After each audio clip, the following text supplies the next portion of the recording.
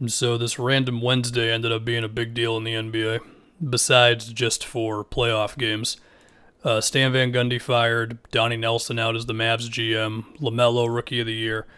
The two big ones, Chris Paul tests positive. Some people say he's vaccinated, some are questioning it. Jalen Rose says he is. We'll have to see. If he's vaccinated, then that of course increases his chances of being able to play in the West Finals. And luckily for the Suns, the West Finals of course don't start for a little bit. Hopefully Chris Paul and everyone around him is okay. And now we have Kawhi. It's a right knee sprain. They fear it's an ACL injury. It's the same knee that he has the quad on. He's out for Game 5 against the Jazz. Decent chance he's out for the rest of the series against the Jazz, if we're being honest, especially if it's an ACL. Then we're not going to see Kawhi for most likely all of next season as well.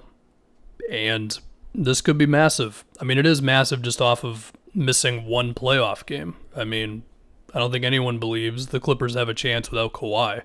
I mean, that would require Paul George just going nuclear and then some, or you're getting a huge game from Reggie Jackson or whatever. Clearly the deck is stacked against them. To think about Kawhi and just his career and all that. I mean, the guy's 29 years old. Ideally, we would have, 7 years of Kawhi being one of the best players in the league still. But given this quad and now potentially knee injury and just lower body injuries in general, this just might be the reality for Kawhi Leonard, man. I mean, 52 games played this year, 57 a year ago, 60 before that. Of course, this year and last year are shortened seasons, but still, we all know how it's been with the load management and with the not playing back-to-back sometimes, and now this. I mean, right knee sprains, if they're mild, can take 2 to 4 weeks to heal. A really bad one, you could need surgery and take 4 to 6 months. It's not as bad as if he tore his ACL, but that would still be bad nonetheless. So we're going to have to see the details. We just got to wait on those. To think about the worst case scenario, which is Kawhi does have an ACL injury and might need to be out all of next season, I mean, that would be a lost season for the Clippers. And I am assuming Kawhi is going to re-sign with them. So you'd think, okay, him and PG, they would still have chances. But they could be missing out on 2 of them, given these playoffs and if Kawhi really does have an ACL. So it's tough, man. It's really tough. I mean, I know LeBron just had a series of tweets talking about how the scheduling was the reason why all these injuries are happening. And I mean, it makes sense to me. Wear and tear type of injuries especially. And sure, there are some injuries that are just bad plays, guys running into each other, landing on each other or whatever. But in the case of Kawhi or, Kemba Walker this whole season or other guys that I can't think of off the top of my head right now, yeah, it makes sense.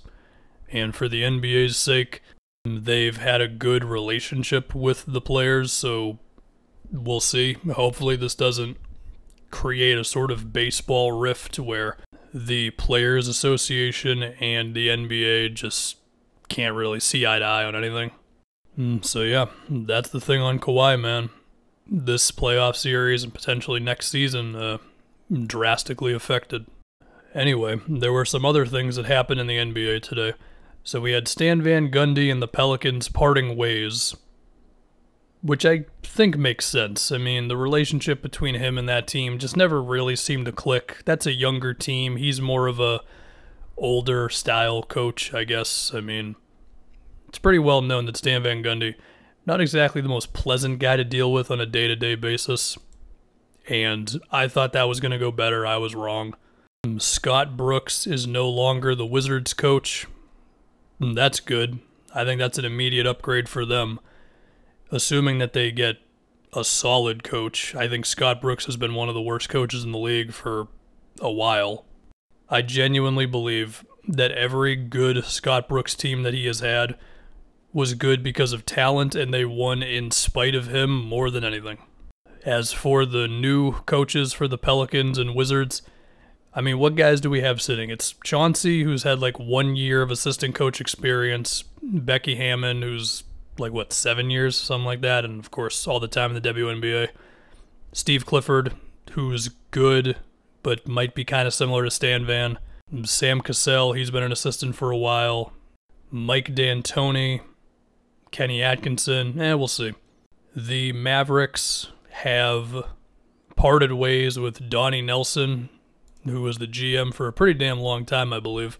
This is the type of thing that needed to happen, given that the Mavericks front office has apparently been a mess for the past couple years. I know Mark Cuban denied it, but like, really? What else is he gonna say? Apparently, NBA Twitter legend Harelabob, the Harelibus vulgaris, also frequent Bill Simmons podcast guest, has been stirring some things up in that front office, and it was shocking to see how much power Mark Cuban has given him between rotations, which that one was weird. I figured Rick Carlisle would just be like, no, you nerd, get away from me. And, you know, dictating the draft, including that one thing where, like, you didn't talk to anybody. And, I mean, it's not really surprising, because if you followed Harelabob on Twitter for so long, not really nowadays, because it's just boring crypto stuff, but when he was tweeting about the NBA, yeah, he knew his stuff, and obviously the guy amassed a whole lot of money through NBA gambling and creating databases of analytics and stuff, and it's a whole thing. The guy knows his stuff, but he was also a jerk, and he was condescending to damn near every single person who tweeted at him, and it's not shocking to see that that is how it has happened in the Mavs front office. And now for the last thing, which maybe this could have been its own video, but I'm just going to throw it here because I don't know how I'm supposed to talk about this for 8 whole minutes or whatever. LaMelo Rookie of the Year over Anthony Edwards. The case that Edwards has over LaMelo is games played. And for what it's worth, by the end of the season, I mean, Edwards, he put up 19 points a game. That's pretty damn impressive for a rookie, even if the efficiency wasn't the best. But he was definitely better the last whatever stretch of the season. You know, some of those contested threes started going in more, handling the ball more, pick and roll more, all that. I think LaMelo is a better player. I would rather have LaMelo than Anthony Edwards for the next 15 years. And I'm not super beat up about this. So all in all, I'll just say, yeah, it's fine. I'm sure T-Wolves fans will be mad at it. That's fine. Let them be mad at it. That's kind of my same mentality about the All-NBA teams. Like, sure, Jason Tatum over Paul George. You could have gone that route. I don't think it's crazy to have PG over Tatum. It's just, with All-NBA, it's always like, you know, people are insulted by, why did this guy get in, this guy didn't? Well, if the other guy got in, then you would have been mad for the other guy. So I just kind of don't care about All-NBA at this point, to be honest. Although LeBron getting in with 40 games played, that's a little weird. I feel like that's either a last guy on the third team or not making it at all sort of thing. But given that there were a lot of injuries this year, maybe the expected games played should have been lowered a little bit. I don't know. Anyway, hopefully Kawhi and CP are alright.